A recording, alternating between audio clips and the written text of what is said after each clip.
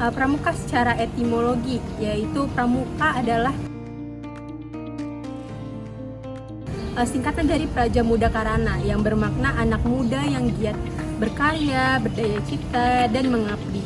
Terus melambangkan pemuda ideal yang aktif, inovatif, mandiri, dan berorientasi pada karya nyata. Terus pramuka juga konsep pendidikan, yaitu gerakan pendidikan non formal atau di luar jalur sekolah dan keluarga. Terus menekankan pengalaman langsung atau learning by doing. Terus juga fokus pada nilai internalisasi, terus juga keterampilan dan sikap hidup positif. Kemudian ada fungsi dan tujuan pramuka, yaitu pengembangan nilai pribadi dan pembinaan sosial. Pengembangan nilai pribadi memiliki tujuan melatih berpikir kritis, berkreasi, mengambil keputusan, dan memimpin diri sendiri. Terus pembinaan sosial memiliki tujuan menumbuhkan kerjasama, solidaritas, kepedulian gotong royong, dan cinta tanah air.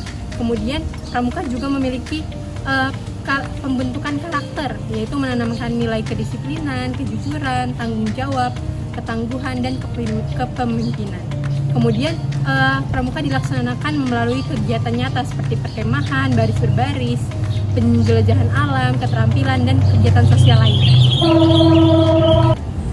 Pramuka merupakan gerakan kepaduan yang sangat populer, baik di Indonesia maupun di dunia, yang merupakan hasil peleburan dari berbagai organisasi kepaduan yang ada sebelumnya.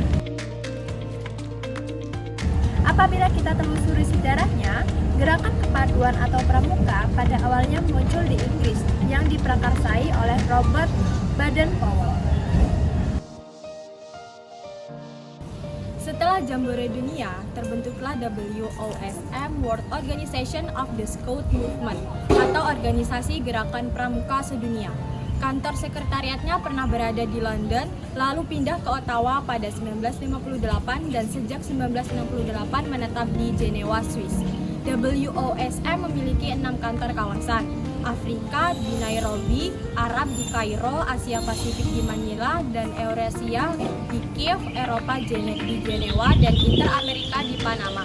Di Indonesia, kepanduan dimulai pada 1912 dengan berdirinya NPO lalu berubah menjadi NIPF pada 1916. Pada tahun yang sama, Mangkunegara 7 mendirikan JPO, organisasi kepanduan pertama di tanah air. Perkembangan kepanduan berlanjut hingga 1938 dengan lahirnya BPPKI sebagai wadah bersama.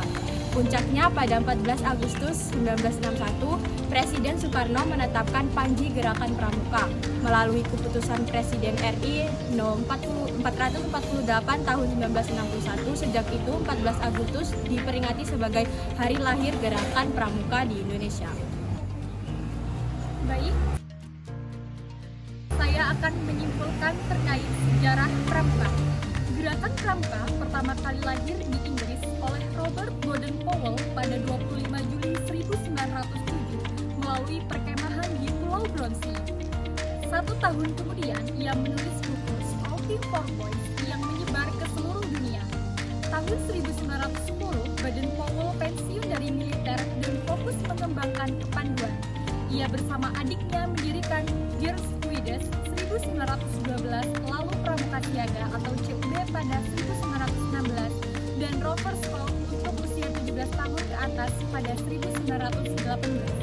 Tahun 1920 diadakan Jambore Dunia pertama di London dengan peserta dari 27 negara dan Baden-Powell diangkat sebagai Bapak Pandu Sedunia. Semapur diciptakan oleh Claude Scape, insinyur dan pendeta Prancis pada tahun 1792 untuk sistem telekomunikasi optik pertama di dunia yang menggunakan lengan mekanis di menara tinggi untuk mengirimkan pesan visual jarak jauh. Berkat kemajuan teknologi yang berkembang pada masa revolusi Prancis, sistem ini kemudian berkembang menjadi penggunaan bendera pada abad ke-19 untuk komunikasi antar kapal dan tetap digunakan untuk kegiatan pramuka sebagai keterampilan komunikasi alternatif. Bendera Semapur memiliki ukuran persegi yaitu 45 cm dikali 45 cm. Nah, panjang batang yang digunakan untuk mengikat bendera adalah 55 cm.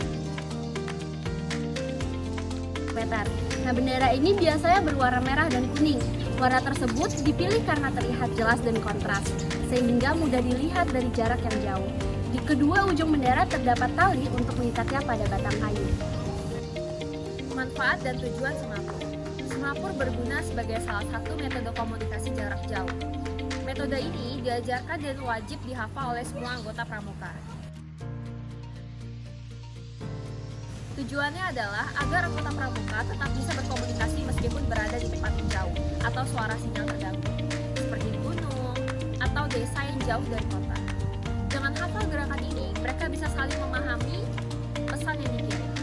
Semapur juga digunakan dalam komunikasi militer, seperti di pramuka. Metode ini digunakan oleh tentara untuk berkomunikasi ketika berada di medan yang tidak memiliki sinyal. Pada awalnya, semapur digunakan untuk menyampaikan pesan rahasia agar tidak terlihat oleh musuh. Namun, seiring berkembangnya waktu, metode ini menjadi kurang efektif untuk menyampaikan pesan rahasia karena banyak orang yang sudah mengetahui arti dari gerakan-gerakan semapur. Pesan pada semapur bisa juga disampaikan secara relay, yakni secara berantai atau berkelanjutan. A, B, C, D, E, F, G. Baik, di sini saya akan menjelaskan pengertian dari tali temali. Tali temali adalah keterampilan dasar dalam kepramukaan yang mempelajari teknik membuat simpul, ikatan, dan jerat dengan menggunakan tali. Nah, dalam konteks kepramukaan, tali temali digunakan sebagai keterampilan dasar yang mendukung berbagai kegiatan seperti mendirikan tenda, membuat tali darurat, membangun pioneering, serta membantu aktivitas pertolongan pertama. Lalu, yang kedua, ada unsur-unsur tali temali. Berdasarkan Latifah dan Pratama 2024, unsur utama dalam keterampilan tali temali meliputi yang pertama, ada simpul. Simpul adalah teknik mengikat tali pada dirinya sendiri atau pada benda lain. Misalnya, simpul hidup, simpul mati, dan simpul tangkal. Lalu yang kedua, ada ikatan. Ikatan adalah teknik mengikat beberapa benda menjadi satu, seperti ikatan silang, ikatan kaki tiga, dan ikatan palang. Lalu yang ketiga ada jerat. Jerat adalah teknik mengikat yang digunakan untuk membuat ikatan lebih kuat atau untuk menjepit sesuatu. Kemudian yang ketiga ada macam-macam simpul dan fungsinya. Ada 6 macam simpul. Yang pertama simpul hidup, yaitu mudah diikat dan dilepaskan, digunakan untuk mengikat hewan atau benda yang bergerak. Kemudian yang kedua ada simpul mati, yaitu untuk mengikat dua ujung tali agar tidak mudah lepas. Yang ketiga simpul anyam atau sheathband, untuk menyambung dua tali dengan ukuran berbeda. Yang keempat ada simpul tangkal, yaitu dasar untuk membuat berbagai simpul dan ikatan. Yang kelima ada simpul kupu-kupu, yaitu digunakan sebagai titik tengah atau penggantung beban. Yang keenam simpul tali jemuran, untuk mengikat tali yang dapat dikencangkan atau dikendurkan. Yang keempat macam-macam ikatan. Ada 4 macam ikatan. Yang pertama ikatan silang, berfungsi untuk menghubungkan dua tongkat yang bersilangan. Yang kedua ikatan palang, berfungsi menghubungkan tongkat membentuk huruf T. Yang ketiga ada ikatan kaki tiga, berfungsi membuat struktur tripod, biasanya digunakan dalam pioneering. Yang keempat ikatan tiang, berfungsi mengikat tali pada tiang agar tidak mudah lepas. Lalu ada relevansi tali temali dalam kehidupan sehari-hari.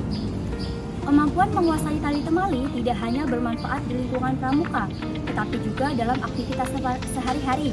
Contohnya mengikat barang bawaan ketika bepergian, membuat tali darurat atau tiang sederhana untuk pertolongan, lalu untuk menegakkan tenda atau bangunan darurat. Lalu yang terakhir ada merakit rak atau peralatan sederhana dari bambu dan tali. Nah, dengan demikian, tali temali merupakan keterampilan hidup atau life skill yang penting untuk dipelajari.